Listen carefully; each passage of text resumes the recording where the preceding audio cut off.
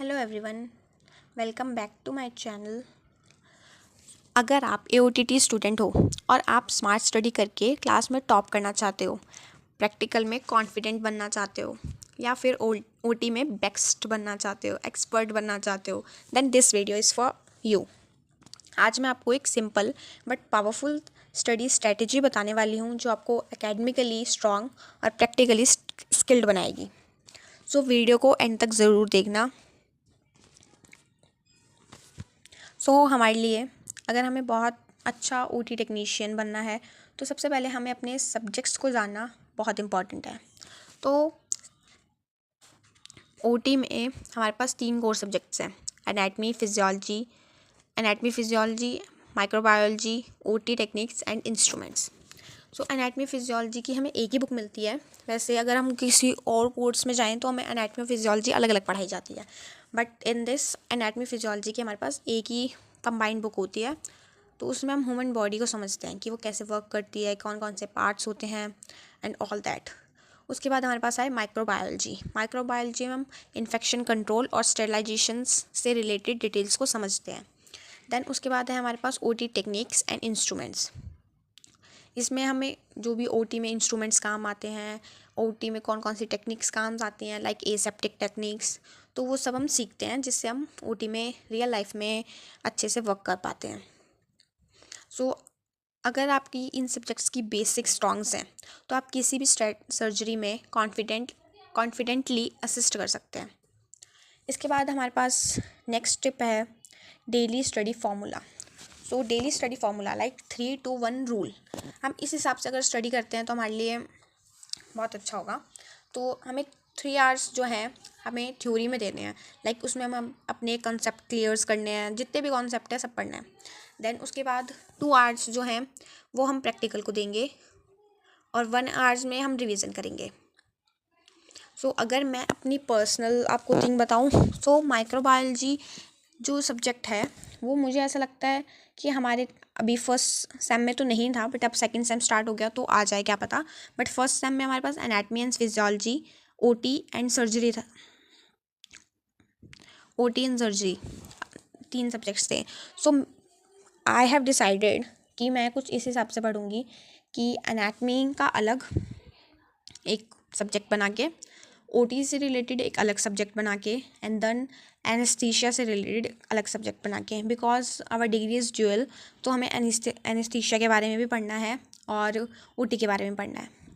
I prefer this कि एक दिन मैं कोई टॉपिक OT से पढ़ूँगी, एक दिन मैं कोई टॉपिक एनाटमी से पढ़ूँगी, एक दिन मैं कोई टॉपिक उससे पढ़ूँगी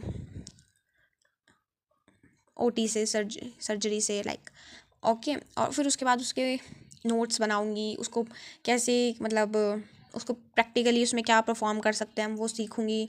देन उसके बाद लास्ट में रिवीजन करके सो जाऊँगी। हम हार्ड स्टडी तो बहुत ज़्यादा करते हैं, हमें तो यही लगता है कि अगर कोई बच्चा बहुत ज़्यादा पढ़ रहा है तो फिर तो वो टॉपर है, बट ऐसे नहीं है। हमें हार्ड स्टडी के साथ साथ स्मार्ट स्टडी भी करनी चाहिए। तो मैं आपको कुछ स्मार्ट स्टडी टिप्स देना चाहती हूँ। लाइक सबसे पहली टिप है रीड एंड मेक नोट्स। तो हमें पढ़ना तो है ही है, बट साथ साथ नोट्स भी बनाने हैं। ये नहीं कि भाई हमने गूगल पे सर्च कर लिया, ChatGPT पे सर्च कर लिया, बस हो गया, बट नहीं, खुद के नोट्स भी बनाओ, अलग अलग जगह से प्रेफरेंस लेके अपने नोट्स बनाओ।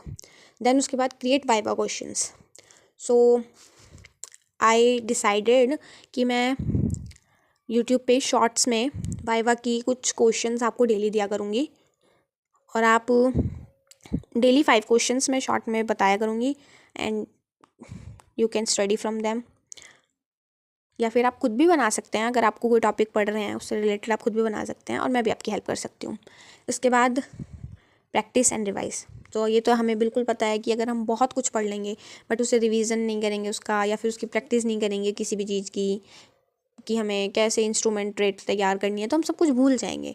It's very important. उसके बाद डायग्राम्स और इमेजेस।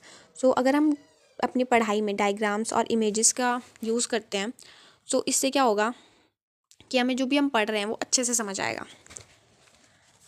चलो अब इसके बाद अपन कुछ वीकली स्टडी प्लान के बारे में डिस्कस करते हैं, जो कि मेरा खुद का भी प्लान है कि मंडे टू फ्राइडे मैं पढ़ूँगी न्यू टॉपिक्स, सैटरडे को मैं करूँगी रिवीजन एंड संडे को हम करेंगे viva practice.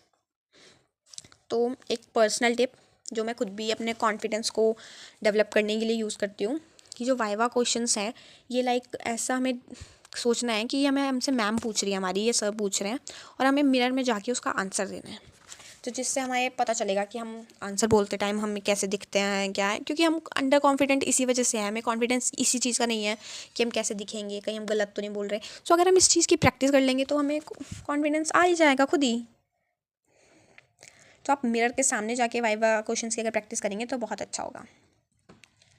So study to become the best. Last but not least, work hard in silence, let success make the noise.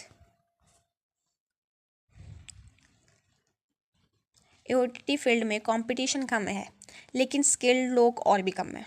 अगर आप जेन्युइनली एफर्ट दोगे तो आप इजीली बेस्ट बन जाओगे।